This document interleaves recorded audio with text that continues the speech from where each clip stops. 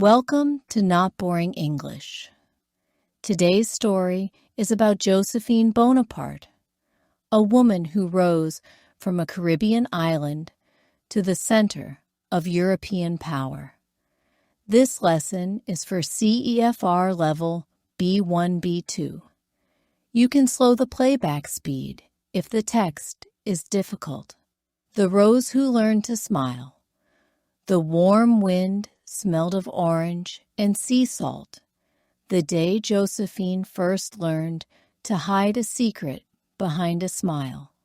She was born on a small island with bright flowers and tall palms.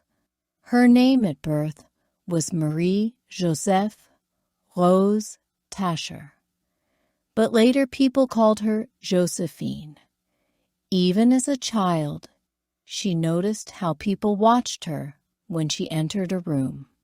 She learned that a friendly voice and a careful laugh could open doors. Those simple lessons would help her many times.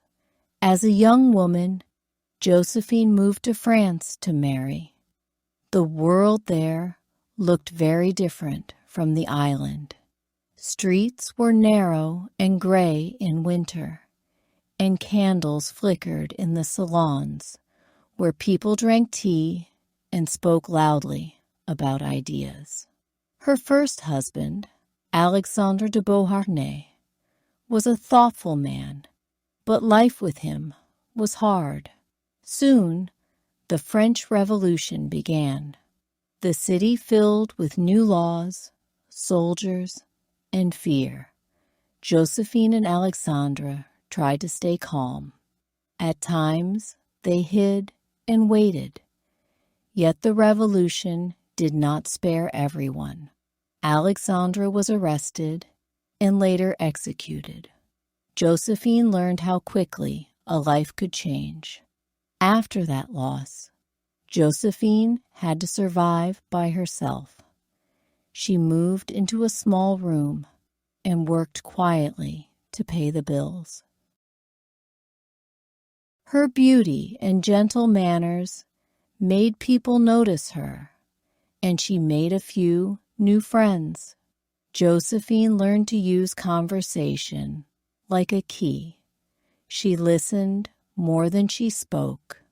She asked people about their worries and their successes. Conversation led to invitations, and invitations led to chances to meet important people. Still, she did not plan to seek power. She wanted safety and a calm home. One evening, a young general with dark eyes and quick hands arrived at one of the salons. His name was Napoleon Bonaparte. He had energy like a storm and dreams like a map. When Napoleon spoke about his plans, his words were sharp and loud. Josephine listened. He liked her in a way that surprised him, not just for her looks, but for her calm when the world around them was noisy. They married in 1796. At first, their life felt like a play of light and shadow. Napoleon left quickly for long campaigns. Josephine stayed in the city, tending to guests and trying to keep their home peaceful. She kept his letters and read them many times, smiling and crying in equal measure. As Napoleon rose in power, he made Josephine empress. Their house became a center of music and art. Josephine loved gardens and elegant objects. She bought plants, learned about rare flowers, and filled rooms with soft colors. People admired her style. She loved to host dinners where musicians played and poets read. Yet behind the beauty were serious problems. Josephine and Napoleon wanted children, but could not have many.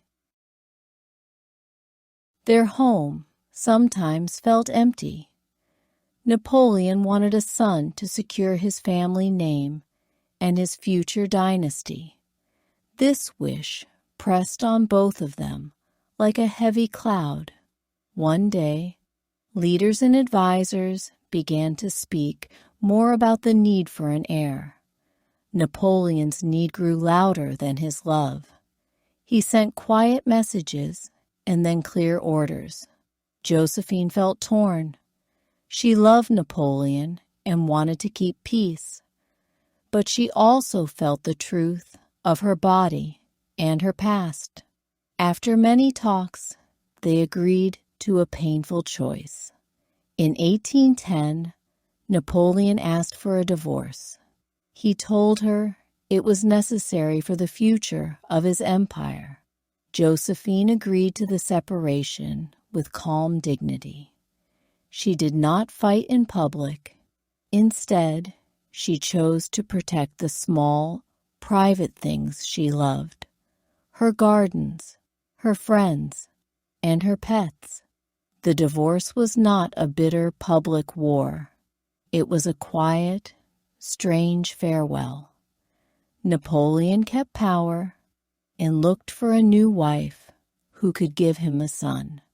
Josephine kept the title of Empress and the love of many people.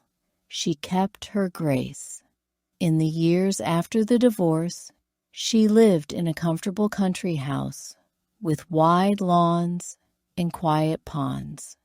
She walked among her roses and talked to gardeners who loved to plant new seeds. Visitors still came. Some brought letters from far places. Others brought music. Josephine received each guest with the same careful smile she had learned as a child. In the evenings, Josephine sometimes walked alone under the stars. She remembered the sound of waves from her island, the bright colors of her first home, and the noise of Paris during the Revolution. She remembered the joy of Napoleon's early letters and the lonely hours when he was far away. She felt pain for the life that might have been, but she also felt a steady pride. She had moved through the storms of life with bravery, and she had kept a sense of kindness. Her friends said she had a soft power. She could calm angry people, bring a shy guest into a conversation, and make a room feel warmer. Years later, when people told stories of great men and great battles, many also told the story of Josephine. They spoke of an island girl who learned to listen, to hold her head high, and to find small joys in an often cruel world. Her life taught a simple truth: outward power changes, but a steady heart and the ability to care for others give real strength. Josephine's gardens outlived her. Some of her roses were famous in the years that followed. People who walked in those gardens said they felt a gentle peace, as if the small island wind still moved through the branches. At the end, Josephine's reputation was not only about titles or dresses.